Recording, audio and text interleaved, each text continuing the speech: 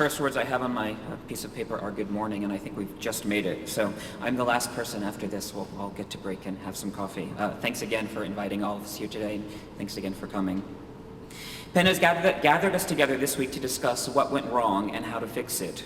What went wrong after the 2008 election? What went wrong after Hurricane Katrina? What went wrong after 9/11? What went wrong after the Cold War ended? After the dissolution of Europe's colonial empires? After the founding of the United Nations? And perhaps most pertinently to us as writers, editors, educators, and readers, what went wrong, not with literature and not with publishing, but with the imagination? With the way we as members of the literary community think, talk, and write about our world, and the way our words shape the way the body politic thinks, talks, and writes about its world.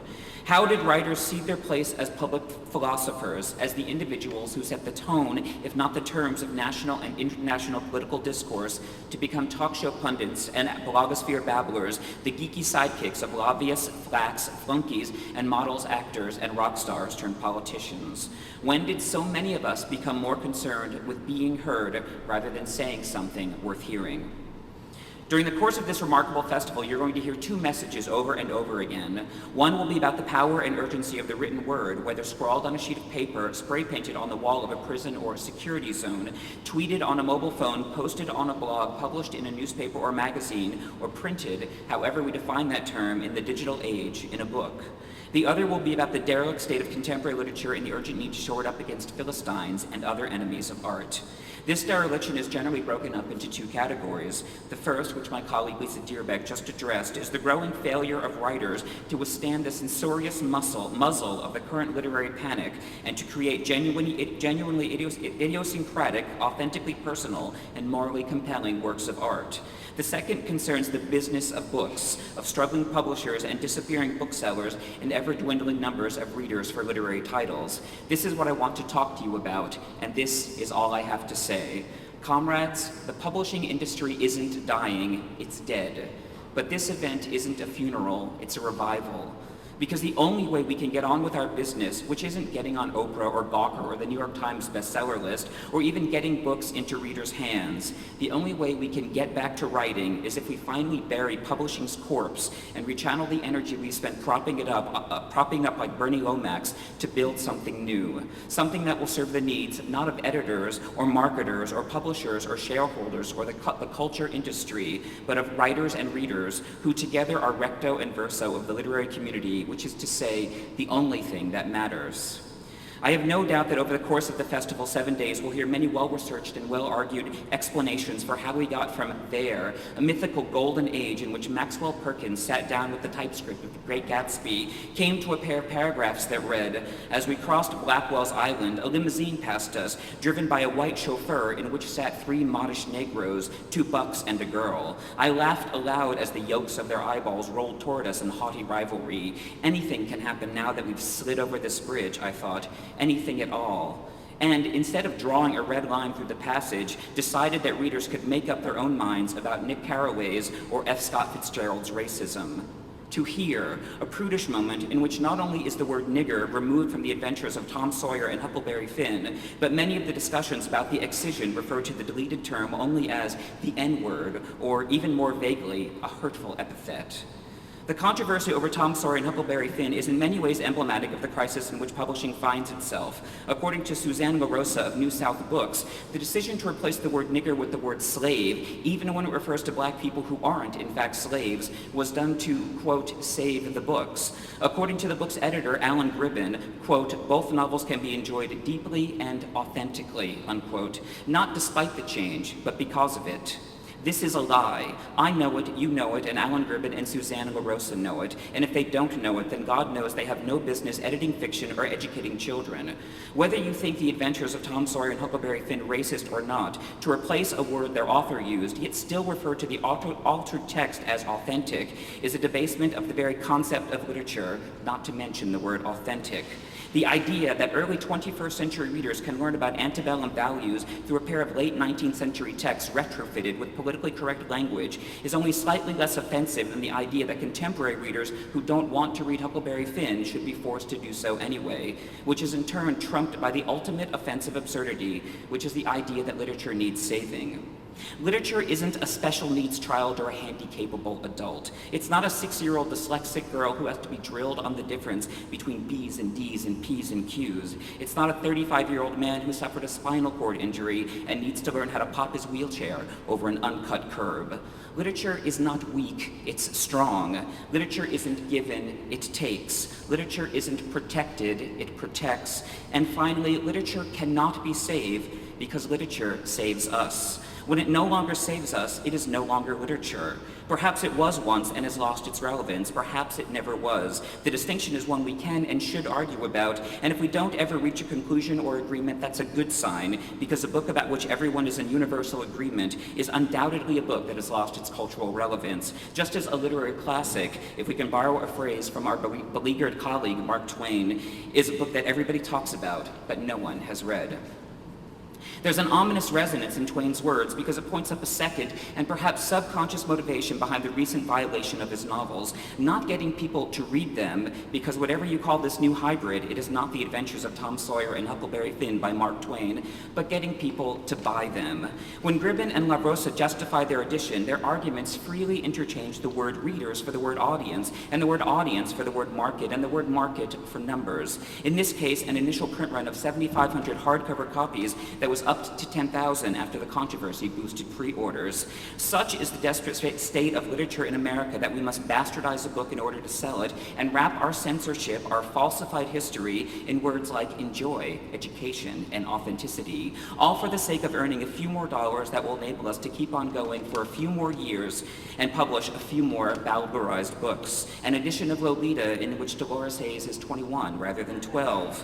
An edition of Crime and Punishment in which Raskolnikov yells boo at Alyana and Lizaveta Ivanova instead of cracking their skulls open with an axe. An edition of the Bible in which Pontius Pilate, Caiaphas, and Jesus of Nazareth consent to arbitration and mediation rather than going through with the bloody and, let's face it, far-fetched business of crucifixion, resurrection, Inquisition, and Holocaust. This is not a publishing industry worth fighting for, not least because it isn't the publishing industry as we have been taught to think of it, a high-minded cultural enterprise whose sole task is facilitating the flow of books from writers to readers, but because the woeful state of publishing today is the industry's fault. And when I say industry, I include all of us in this room because, consciously or not, happily or not, it is we who allow publishing companies and retailers to dictate the terms by which we turn our words into books and deliver our books to readers. And those terms, to put it as bluntly as possible, are fucked. New York publishers make Detroit automakers look like geniuses. They give away the bulk of their money, of our money, to a series of increasingly irrelevant and monopolistic intermediaries, and on top of that, allow retailers to return any merchandise they can't sell at the publisher's expense for a full refund. They spend virtually nothing on promotion, relying instead on a fast disappearing review culture that more and more seems to think its job is to sell books rather than evaluate them. And most damningly, they not only refuse to change the way they do business, but expect writers to bear the brunt of the disaster in the form of decreased advances, decreased sales, and decreased opportunities to publish work that doesn't fit into an increasingly homogenized marketplace. What is most astonishing of all is that it simply doesn't have to be this way. We live in a moment when it is possible for each and every writer to sell his or her books directly to readers, not just the Stephen Kings and Dan Browns and John Grishams, who, mark my words, will be doing it soon enough, but each and every person in this room today, and each and every person who ever gets it together to put pen to paper or fingers to keyboard and churn out a few hundred or thousand or 100,000 words. I'm not talking about Amazon's print-on-demand and ebook services. Amazon is not your friend. Amazon is a thief that takes your money in return for insinuating itself between you and your readers. I'm talking about a host of services and portals, some well-established, some fledgling, and some being invented even as we speak, available everywhere across the internet and everywhere the internet is available. I don't know why writers are mourning the death of an industry that has done so little for them for so long, especially when there's so much to be excited about. From where I stand, I can see a world not so far in the future in which books are sold only by their authors, or small collectives through 1 or 2 or 3 online portals that charge a nominal fee for their service rather than commanding the lion's share of revenue. A world in which books, freed of the dross of an archaic retail system, cost half or even a third of current prices, and in which they're published simultaneously simultaneously as hardcovers, paperbacks, and electronic editions so that readers can immediately choose the option that's right for them. A world in which thousands of books are imprinted and shipped across oceans and continents only to be pulped 18 months later, but where no book is printed until it's sold. A world in which the so-called online marketplaces set aside of the portion of proceeds from used book resales in a royalty fund for writers whose backlists have been destroyed by Amazon and BarnesandNoble.com. A world in which, hell, Amazon is forced from the book business, Barnes & Noble doesn't even exist, and the only bricks and mortar bookstores are small shops run by individual curators catering to local communities whose trust and taste they serve. And I can see this world not because I'm a prophet or a radical or a cynic, but because it's being built right now in the same way some of the greatest monuments of the ancient world were built from the ruins of buildings that were destroyed by conquering armies.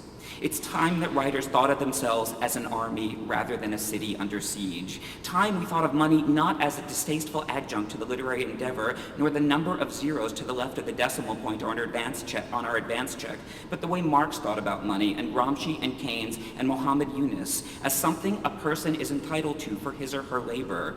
It's time we valued our writing not just for its aesthetic value, its moral or political weight, but as work, as part of the myriad of activities necessary to build the physical and intellectual infrastructure of society. And when we give away our work, our words, for free, we are telling the world exactly how much we think it's worth.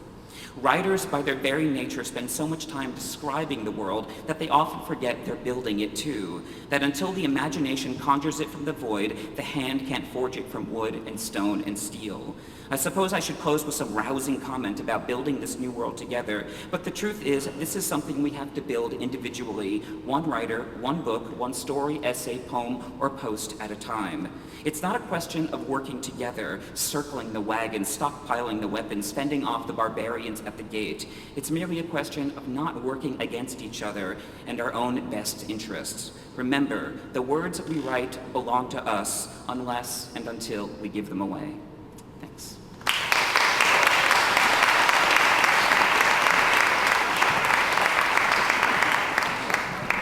So Penn has asked us to read a manifesto that was written by G.M. Tamás, a Hungarian writer. These copies of it are being distributed right now, and you will be asked to sign it. You'll have, the afternoon to review it, so don't feel like you have to give it to someone on the way out the door. And you have the choice to sign it or not to. That too. Rehabilitate commitment. Rehabilitate public service. Rehabilitate provocation. Turn doubt to criticism. Unmask falsehood. Reject arrogant truth claims. Smash prejudice without hurting dignity. Preserve autonomy without contempt. Keep fantasy without illusions. Oppose oppression without repression. Disbelieve yourself. Separate politics from governments. Don't respect culture as privilege. Don't honor culture as a system of habits. Make culture a free-for-all. Writing is chaos. The state is order. People need chaos more than order. Democracy is chaos. Hierarchy is order. Foster disorder. Be unpredictable.